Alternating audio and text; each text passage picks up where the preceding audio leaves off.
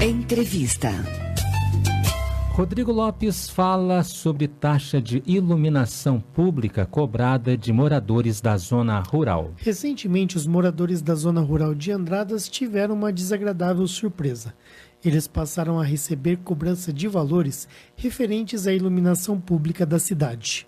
Muitos ouvintes da Rádio Vinícola entraram em contato com a emissora para saber o motivo desta cobrança. E para falar sobre o assunto, o programa Em Dia com a Notícia conversou nesta segunda-feira, portanto ontem, com o prefeito de Andradas, Rodrigo Lopes.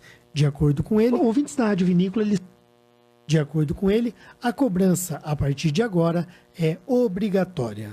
Tem nos ligado para dizer que chegou uma cobrança referente à iluminação pública, coisa que nunca aconteceu, e eles estão um pouco confusos. O que você pode falar sobre isso? Bom, Sandro, a questão da cobrança de contribuição da iluminação pública, ela já é prevista pela Constituição, foi alterado, se não me engano, porque antes era inconstitucional, até houveram ações e tal, mas a partir do início, aí 2001, 2002, ela passou a ser reconhecida como uma cobrança legítima, e aqui no município de Andradas foi feita uma lei de 2002 que ela prevê nessa cobrança e desde então começou a acontecer.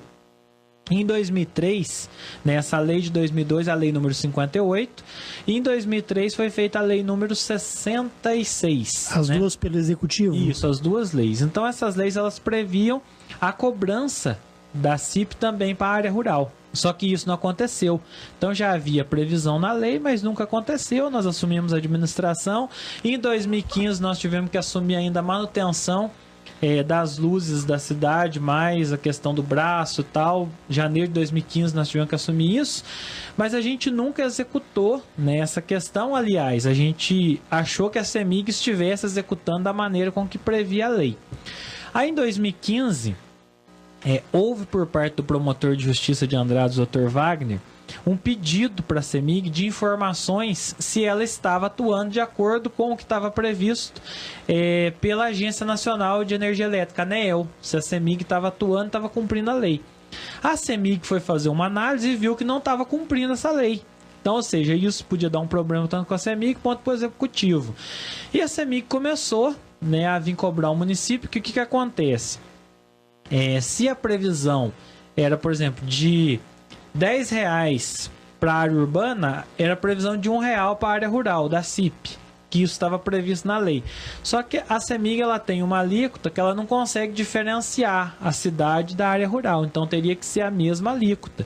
E ela começou a nos cobrar disso desde 2015, pedindo reunião jurídico, e a gente foi muito resistente a tudo isso, A gente foi muito resistente, até porque a gente sabe, de todo o transtorno, da dificuldade de compreensão, porque a iluminação pública, ela não é o poste de luz. Porque quantas vezes a gente tem reclamação na prefeitura? O poste é na frente da casa do meu vizinho, não é na frente da minha casa. Por que eu tenho que pagar se é o meu vizinho que tem um poste na frente da casa dele? E na verdade a iluminação pública ela contempla muito mais do que o poste. É o poste da rua, mas é a iluminação da praça, é a iluminação da escola, é a iluminação do posto de saúde, é a iluminação da creche. Então toda a energia que é utilizada pelo poder público, ela é custeada pela CIP. Então o produtor rural ou a pessoa da área urbana, ele usa a questão da energia. Quem passa na rua, não é apenas quem mora, mas também quem passa na rua está usufruindo da iluminação pública. Quando chegou janeiro de 2018, a CEMIG chegou para a gente e disse, ou resolve essa questão da legislação e coloca uma tarifa única, ou a CEMIG não vai mais cobrar na conta de energia e a prefeitura vai ter que arrumar um outro jeito de receber a CIP, seja colocando uma taxa de iluminação no IPTU, que aí acabaria talvez até encarecendo mais e teria que ser uma vez só por ano, e não seria tão justo quanto na taxa, na cobrança da conta de energia, porque na cobrança, quem gastou mais, paga mais, quem gastou menos, paga menos, e quem gasta menos de 50 kW não paga nada. Então, acaba sendo um incentivo para a economia de energia elétrica. Aí tem algumas questões, mas a zona rural, além do consumo da casa, Também tem a pessoa que tem o secador de café, tem a pessoa que tem o tanque de refrigeração de leite e tal. Então, assim, mas é uma questão que nós não podemos entrar nela pelo seguinte motivo. A padaria, onde não mora ninguém, também paga CIP. A sorveteria também paga CIP. A Icasa também paga CIP. A empresa que produz móveis, a empresa que fabrica bolacha, também paga CIP. Então, não é um imposto sobre residência, não está diferenciando residência de produção. Então, logicamente, a zona rural tem uma produção importante, paga imposto, paga ICMS, paga o INCRA, lá, o ITR, mas, né, a cobrança não é em cima de produção, porque também temos produção dentro da cidade. Se a gente for isentar todo mundo que produz, a gente não pode isentar só a área rural, teria que isentar, né, todos. Então não é sobre isso. E nem isso. competiria a prefeitura fazer uma isenção dessa? Não, na verdade, você dá alguma isenção, né, que aí é a questão, por exemplo, chegou lá, constatou, a lei prevê a cobrança da área rural, não está cobrando, mas está sendo superavitário, está arrecadando mais do que o custo, então a prefeitura pode fazer uma política de incentivo ao produtor rural e dar uma isenção. Colocar isso na lei e dar uma isenção. Só que o que acontece? Desde 2015, quando a gente assumiu, a gente não mexeu no percentual da CIP para o morador. Então a prefeitura assumiu mais um serviço, mas o morador não pagou por isso a mais do que ele já havia sendo pago. Então ela acabou sendo igual e alguns meses deficitária. Então, beleza, então cobrando da área rural vai equacionar, né? Para a gente poder dar esse incentivo, tem que mexer na CIP da área urbana. Então aí é uma questão, né, que até a gente vai receber essa semana, essa semana ou começo da semana que vem, a visita do gerente regional da CEMIG, para a gente discutir isso juntamente com os vereadores.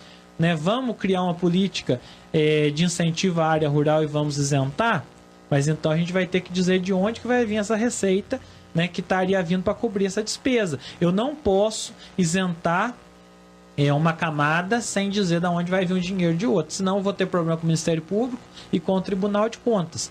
Mas então, assim, é uma informação aí que foram mais de 3 anos de resistência por nossa parte, né, para que não fosse cobrado, e chegou um ponto que a gente não teve escolha, né, isso acabou tendo que acontecer sob pena de eu ser responsabilizado, até porque o Ministério Público já estava pedindo explicação para a CEMIG. Então a gente tem, né, que considerar isso, né, algumas pessoas têm mais facilidade de entender, outras têm mais dificuldade de entender, mas a questão é a seguinte, nós não estamos fazendo nada ilegal e jamais faríamos, né, à frente da administração. Entendi, mas talvez o pessoal da Zona Rural poderia ter sido avisado antes dessa situação. A forma como eles descobriram a cobrança é que talvez tenha chocado um pouco, assim. Que na verdade, como que eu vou te dizer, a cobrança em si, em tese, ela já deveria existir. E a lei, a partir do momento que ela foi aprovada, ela é um documento público, até porque, né, inclusive as sessões da Câmara hoje são até transmitidas, né? Então são assuntos aí, quando foi debater a CIP, então, logicamente, né, que no nosso entendimento, né, já foi era dado publicidade. Uma questão que já tinha publicidade, né? Então, logicamente, acho que precisa haver né, a gente ter mais atenção quanto a isso, né, das próximas vezes, mas assim, de maneira nenhuma foi um negócio escondido, até porque uma lei não pode ser votada escondido. Teve inclusive o voto dos vereadores até da oposição aprovando essa lei, né? Nós tivemos uma abstenção de um vereador, ninguém votou contra, nós tivemos uma abstenção e a Leninha, que era presidente da Câmara, não votou porque o presidente da Câmara não vota quando não tem empate. Mas de maneira alguma foi alguma coisa, né, de má fé, até porque a oposição teria votado contra se eu fosse uma coisa de má fé. Então é uma questão, né, que a gente tem, né, que deixar isso muito claro. A seriedade, a gente procura toda vez que tem uma pauta sentar com os vereadores, tirar qualquer dúvida que tem, seja da base ou da oposição. A base, logicamente, a gente tem reuniões toda semana praticamente, mas a gente nunca fez nada, absolutamente nada, em desacordo com aquilo que está na lei.